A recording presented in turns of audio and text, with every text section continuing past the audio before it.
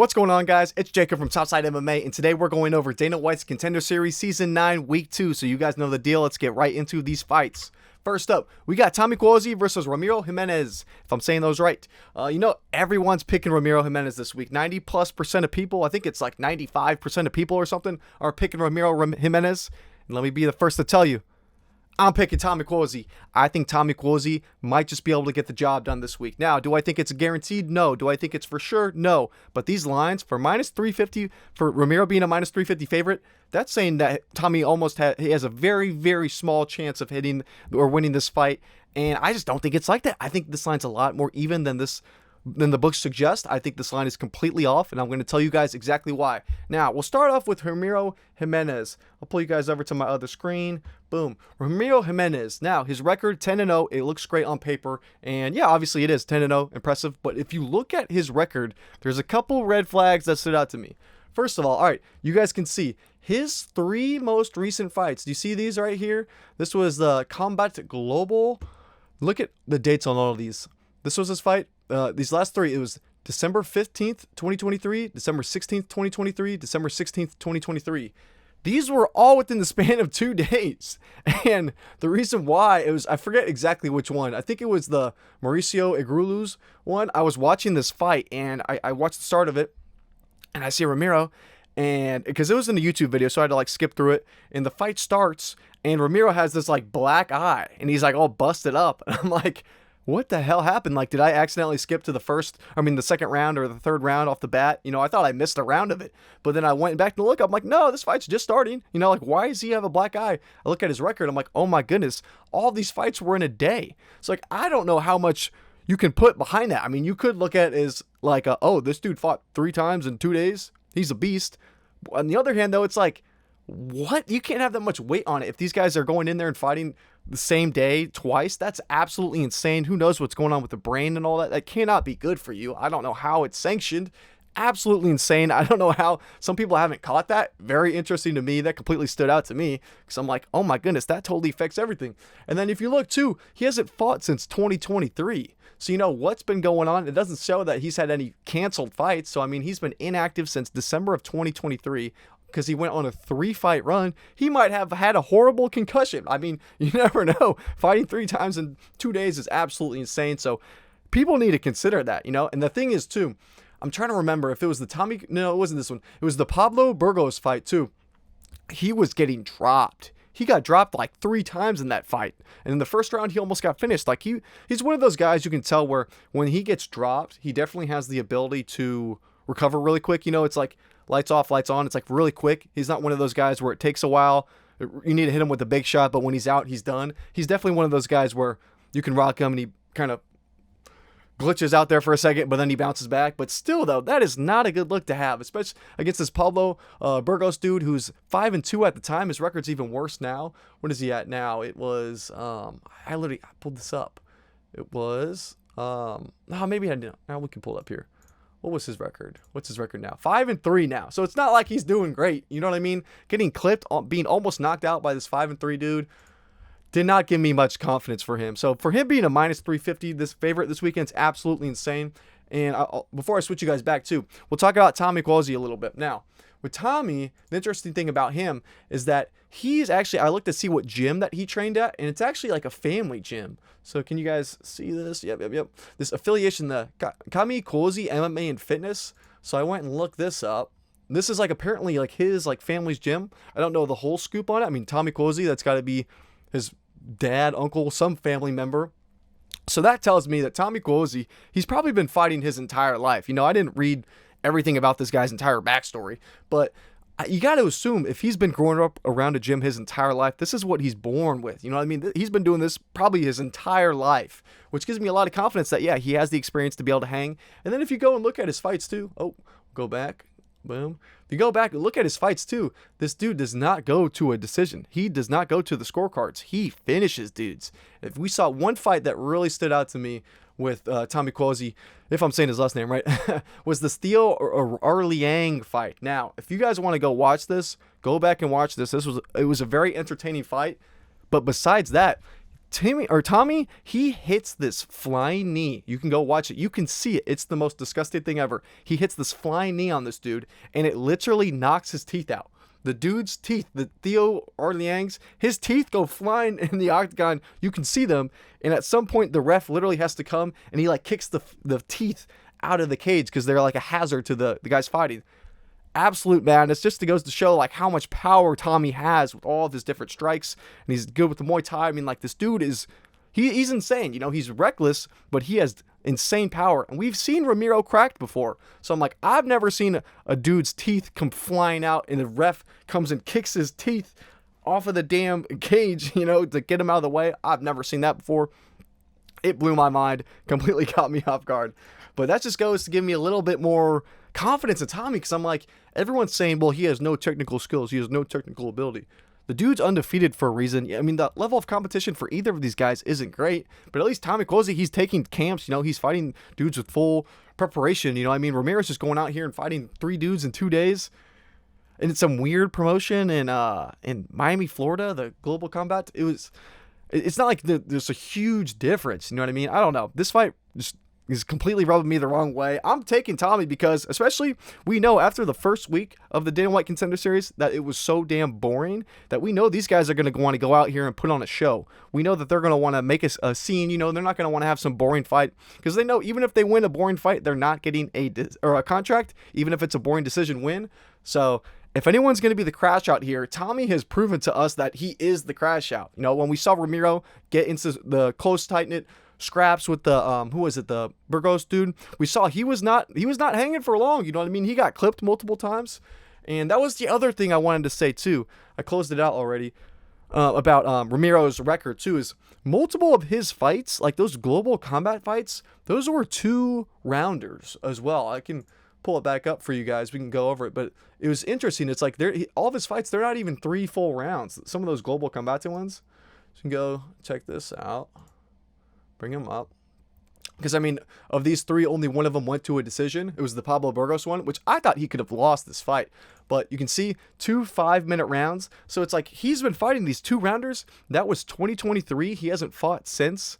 For him to be a minus 350 favorite, I just don't get what people are seeing. I don't get what the books are seeing to suggest that. Yeah, Tommy's not the most highly technical, you know, he definitely can get a little bit reckless. I know some people were complaining about having his hands down, but I'm like, you don't complain like dudes like Gene Silva about having his hands down. Tommy's obviously durable. He can take a punch. His cardio seemed fine. I mean, it's like, I don't know what the red flag is about Tommy other than people saying he keeps his hands down.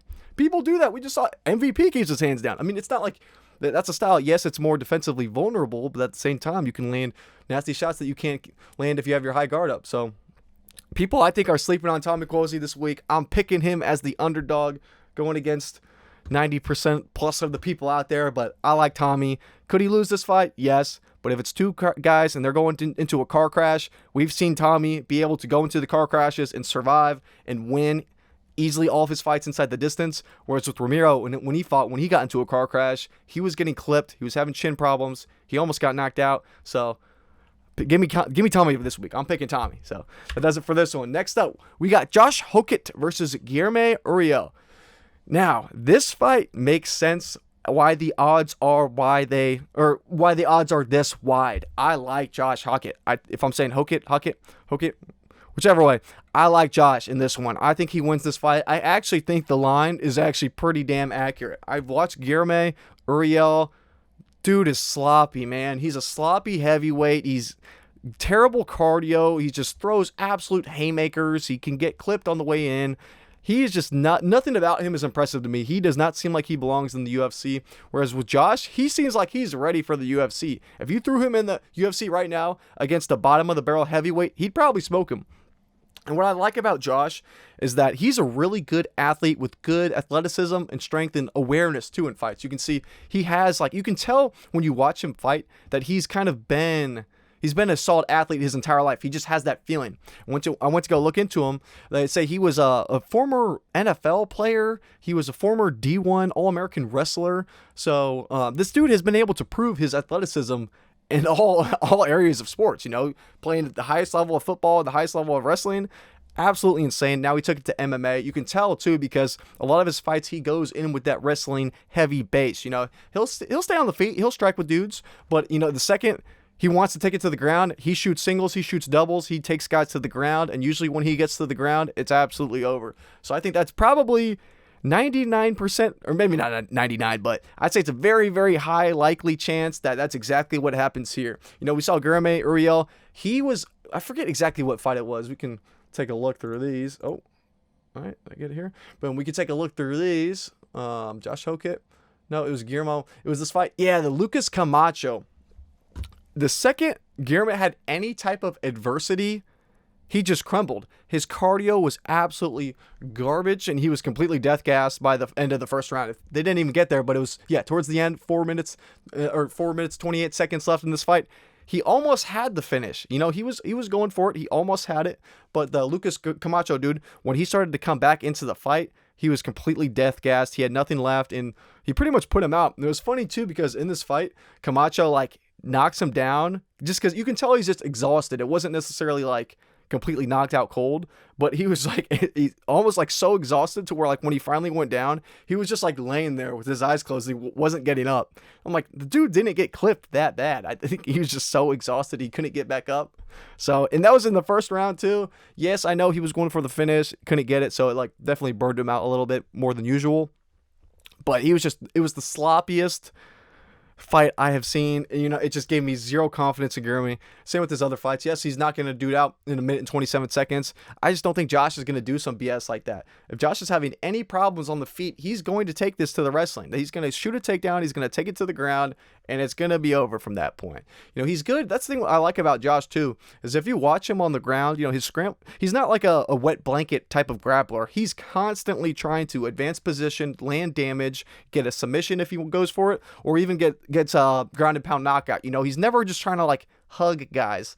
So I think the second Uriel starts to tire out, the second he starts to slow down, Josh is going to get to him. that's the thing too, for a heavyweight, if you watch Josh, he's able to get to guys' backs so damn fast. It's really impressive for a heavyweight. You know, it's he'll shoot a double leg, go straight into a guy, and then literally 10 seconds later, the second they get to the ground, it's a matter of seconds before he's gotten to their back and he's going for a rear naked choke. So it's crazy. You know, I think Josh is valid. I think he's a good fighter. He's looked great so far in the regional scenes.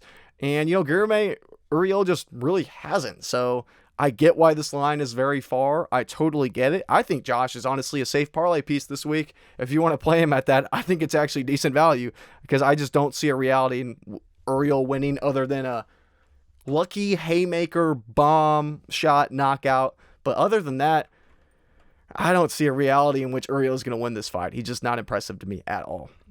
Oh yeah, now, next I just had this little picture too. This was I found on his Instagram. It was pretty funny. It said they always ask what happens when they finally defend your wrestling. This is pretty funny. I had to include it, but anyway. Next up, we got Lewis Lee Scott versus Kaushik Saikumar. Now I know everyone is picking Lewis Lee Scott this week, and I'm with you. But I do think this minus 430 is a little bit wide of a line. You know, I can't say anything is super impressive about either of these guys. It's really stood out to me. They both seem, I know they're bantamweights, but they both seem small and I don't want to say frail, but they just seem not sizably beneficial for the division. I don't know. They just seem like they're always at a disadvantage with the strength and I don't know. It seems like from their tape that I've watched that guys can outpower them both, which is a concern for the future. But I mean, considering they both have had those types of issues, I don't think it's really going to make a huge difference in this. I think it's really going to come down to the striking. And I think Lewis Lee Scott is probably the better striker of the two. You know, we saw in Kaushik Saikumar's, no, I'm not saying these names right. I'll switch you guys over. Boom. It was his fight against the Adamu Isa. It was October 2024. Now, I don't want to say he got lucky, but he was getting his ass kicked. You know, I know because he's undefeated right now, 5-0, which is impressive. But when you watch this fight over, you realize, you know, he was very, very close to being or losing his undefeated record. And he's getting absolutely worked. This Adamu Isa dude, he's working him for the first 2 rounds. The striking's not even close. Adamu can implement the clinch whenever he wants. He was landing takedowns, or at least he was working the clinch. I forget if he was landing a bunch of takedowns. But he was clearly the more powerful, stronger man, and he was just having his way wherever he wanted it. It wasn't even close. He was down 2 rounds. 3rd round finally comes around. It was really weird with this knockout. They're in the center of the cage, and they're in a clinch. They're like up tight with each other, and he lands a knee. It's like, and from the angle of the fight, you can't really even see it all that well, but it definitely rocks him. It rocks Isa. It's the Kaushik. He lands the knee, and this Isa dude, he like falls back. And it looks like he's like maybe knocked out, but like not really. And obviously Kaushik, he comes to like land a ground and pound on him, and the ref calls it off immediately.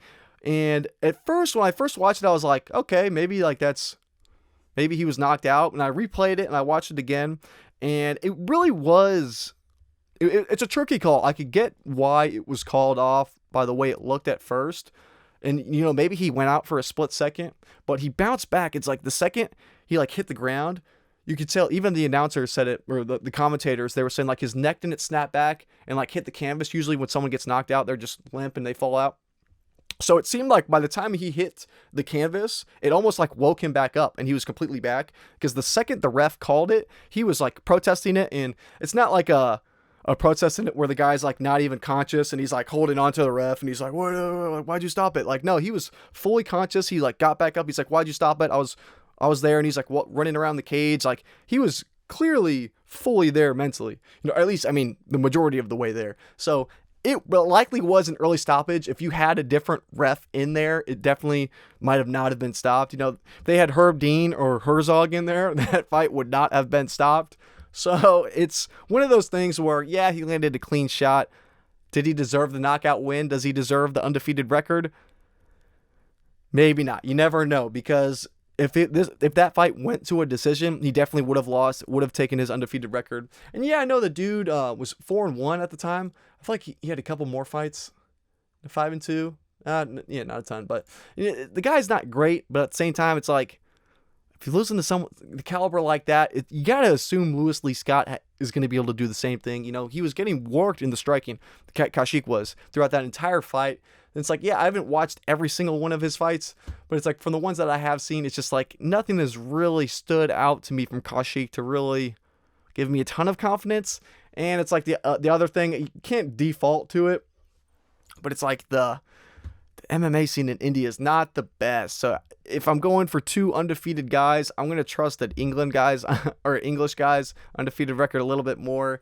But it's just Louis Lee Scott, his striking is, he's decent all around. A little overhyped considering the 9-0 record. I get why people are doubting him a little bit, but at the same time, when you look at just stylistically between these two guys, it's likely going to be a fight on the feet. And you gotta lean Louis Lee Scott. There was one fight, I was trying to think of Louis Lee Scott that I was watching recently. Which one was it? I think it was this Yusuf Benate dude. I'm pretty sure it was this dude. Yeah, it's a tall, lengthy striker. He was getting worked on the feet, and he was getting bloodied up, and the striking was not even close. Now, I don't know how this Yusuf Benate dude, he's from Ivory Coast, very small country in Africa. But it's like, I don't know how good this guy really is, but he was absolutely working him. So, I mean, it's 2025. Yeah, this was recent too. But he was getting cooked on the feet. I know it was still a round 1 armbar, because eventually Louis Lee Scott, his face was all busted up and bloodied, and he was like, man, I'm tired of this. I'm tired of getting my ass kicked on the feet. So he finally shoots for a takedown, gets a takedown, gets armbar. He gets it almost immediately, gets it right away. It was funny too. It was like the fight, I saw it on YouTube, and I saw the whole fight up until the armbar. So it was like the YouTube video like cut off, because it wasn't on anything else I could find. But it was funny, the YouTube video cut off, so I didn't actually see the armbar. But I mean, they still armbar round 1, 4 minutes 31 seconds. So it's like, but I did see the ass kicking part where he was getting worked on the feet. So it doesn't give me a ton of confidence in his striking abilities. But at the same time, Kaushik doesn't really give me anything either. I think this line is probably a bit wide. It's probably I'd maybe give Louis Lee Scott maybe 2-1 odds. I don't know. But I would not play minus 430. Seems absolutely insane to me. Both of these guys really don't stand out to me a ton. But that's about all I got for this one. Next up, we got Brandon Holmes versus Cam Rowston. This is kind of in the same boat where I'm not really too fond on either of these guys. I don't know exactly how good either of them really are. Brandon Holmes, they're both dogs. You can't take that away from them. They're both dogs. They're not going to quit. This should be a fun scrap. Brandon Holmes, he's a decent striker, and that's where he's going to want to keep it. But the thing is he's chinny. He's had chin problems that have kind of stood out. He's almost been knocked out multiple times. Who was he fighting that I was watching? Brandon Holmes, take you guys over. I think it was Zach Borrego. It was this fight. These guys are going to war. Was this the dude? Oh, I think this was the guy who his ear was like completely busted in this. I'm pretty sure it was. Was it like the very end? Yeah. This dude, if you watch this fight, I'm forewarning you right now. That fight was absolutely disgusting. The Zach Borrego versus Brandon Holmes fight. The dude's ear, the Zach Borrego, his ear was busted. You could see it like split open in two. One of the nastiest things I've ever seen. It was like his cauliflower ear burst. Absolutely disgusting, but they went to war. Brandon Holmes eventually got the knockout, but my whole point of bringing this fight up is to say he was clipped multiple times, and not like just a little like stunned. I mean like completely chicken leg, like wobbling all over the place. It was multiple times. Now, if it was anyone other than Cam Rowston, I would have a little bit more or less confidence in Brandon Holmes, but at the same time, Cam Rowston is just really not a power puncher. You can see out of his 11 wins, only 3 of them are by knockout. This dude's a better grappler. Now, the thing about Cam Rowston, though, switch it back, is that he's fighting in Australia. What's the gym? Yeah, City Kickboxing, with Israel Adesanya, all those guys out at City Kickboxing. So he's training at a good gym. At 30 years old, he's getting into his physical prime right now. So you have to assume that he's going to look better and better, especially in the striking. We know his grappling's already at a good level to where it's competitive. And against Brandon Holmes, I haven't really been able to see any grappling from him. As you can see from, take you guys back. As you can see from his record, 0-0 to the submission, whereas Cam Rowston is 7-0. So if you're going to take anyone to go by a submission this week, I could see Cam Rowston sneaking his way to getting a submission win, especially because these guys are going to go for the finish. They want their contract. Now, I think a likely outcome of this fight could be maybe Cam Rowston clips Brandon Holmes to the point where he's wobbly. Maybe Cam Rowston's able to land a takedown, go for something like triangle or something like that. You know what I mean? It's like I could see him getting wobbled and then going for a submission as opposed to maybe just going straight for a takedown, because Cam Rowston's his wrestling is not great. We saw Torres Finney on the Dana White Contender Series absolutely dominate him in the wrestling aspect. So, Torres Finney is a good wrestler, so you can't really hate on him too much for that, but I don't know. I'm just not super confident in either of these guys. If you look at the stats, though, you can see that Rowston does have a 4-inch reach advantage, which if this fight's on the feet, that should be able to help him out a little bit. He's training at City Kickboxing, so he's around high-level competition. So I forget where's Brandon Holmes training out of? TNT Martial Arts and Fitness. I'm trying to see who. Switch you guys over. TNT Martial Arts and Fitness. Yeah, it's a small gym, not a whole lot going on there. So at least with Cam Rowston, he's training out at City Kickboxing. We know they got some good talent there. So if anyone's at the better gym, it's going to be Cam Rowston.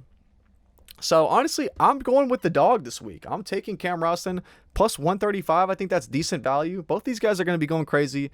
We've seen Cam Rowston, he has 1 knockout loss, so it's not like he's super chinny.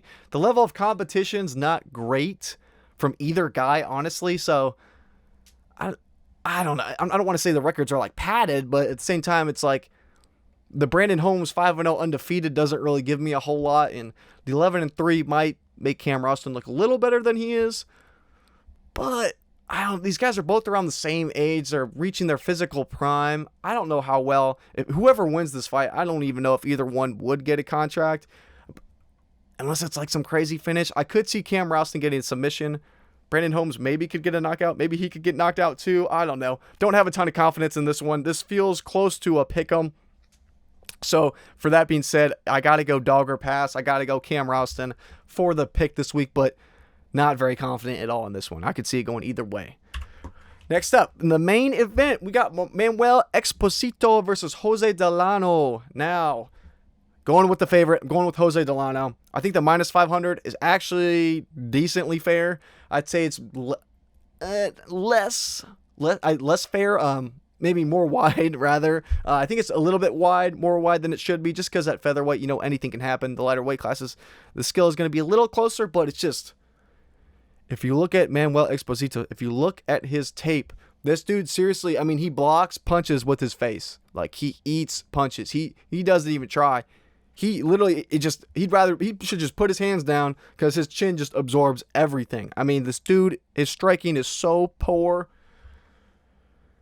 It's not even close. Jose Delano is going to be light years ahead of him in the striking, so it really comes down to if he can get the grappling going or not. But the thing is, it's like, well, it's Contender Series, you know? I mean, Manuel's probably going to want to put on the show. He wants to get a contract. Is he going to try and grapple here? You know what I mean? Like, I don't know. That's the thing that kind of throws me off here. Because it could be like we saw with George Mangos and Radley De Silva, where Radley De Silva was probably the better striker, but he was going for the grappling and he didn't care. Not saying that Manuel's the better striker here, because obviously he's not. But, you know, he was going for the grappling and he made it as boring as possible. He didn't really give a shit about how entertaining it was. But the thing is, after last week's disaster class nightmare performance by all those guys, you know, I don't know if Manuel's going to do that. But realistically, his only way to win this fight is going to be the grappling. He's going to be a step behind on the feet. Jose Delano is going to absolutely murk him on the feet. So, I don't know, Manuel, would he go for like a grounded pound off some takedowns? I just don't see it. I don't think the guy would last in the UFC at all. I don't think he's ready for this at all. Whereas Jose Delano, I think he's ready for this. Now, Jose Delano, he's 15-3. If you look at his record, we'll go back to Jose Delano. His one loss recently, in recent years, has been Gabriel Santos. And Gabriel Santos is looking damn good in the UFC. You see Gabriel Santos, 12-2 right now. You guys can see this. Yep. Take it down. Who he just beat? Yiza, who's fighting this coming weekend. And then we got Jack Jenkins too. Those are both good wins. So, you know, and he lost a split decision to Lerone Murphy. David Onama, he's good too. We saw how good Lerone Murphy's looking. So I don't hold that against Jose Delano either. And now, this was round 3 knockout. You know, so it's like, oh, well, it's a knockout. You know, is he chinny? Nope. Liver. It was a liver shot. You could see it. When it landed, it was super flush. It just folded Jose Delano over. It wasn't like he got clipped for being reckless or doing something stupid. It was just unfortunate liver shot. So I'm not too worried in him getting clipped by anything from Manuel Exposito. You know, we saw that was his one KO loss in his career, and it was a liver shot. So it's like, we haven't seen anything from him to really say like, oh, like super chinny. And Manuel Exposito doesn't have the power to be a real threat. We can see from his record, he only has 3 wins by knockout. So the pick has got to be Jose Delano.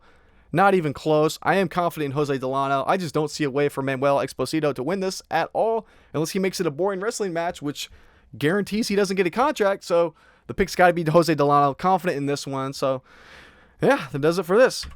Oh, switch back over. There we go. So, alrighty, guys. Thank you guys so much for watching. I hope you guys like this. I hope you guys found some value. You know, I'm excited for this week's card. You know, I think this week is going to be good. It has some bangers on it. You know, I'm probably the most excited. I don't know. Maybe for the heavyweights, that'll be a banger. You know, I am excited for this last one too. But, you know, it's going to have a couple good scraps on it. You know, I think especially after last week, which was absolute shit show. Hopefully it'll be some bangers. Hopefully guys will be going for finishes, going crazy. So, anyway, guys, let me know in the comment section what you guys are thinking, who you guys are taking, anything I didn't point out that I should know about, because obviously there's always rocks to uncover with all these guys who are especially coming up from the mud. So, yeah, let me know all your thoughts in the comments. Let me know anything I missed. But in the meantime, it's your boy Jacob from Topside MMA. Thank you guys so much for watching once again, and I'll see you guys in the next one. So, peace.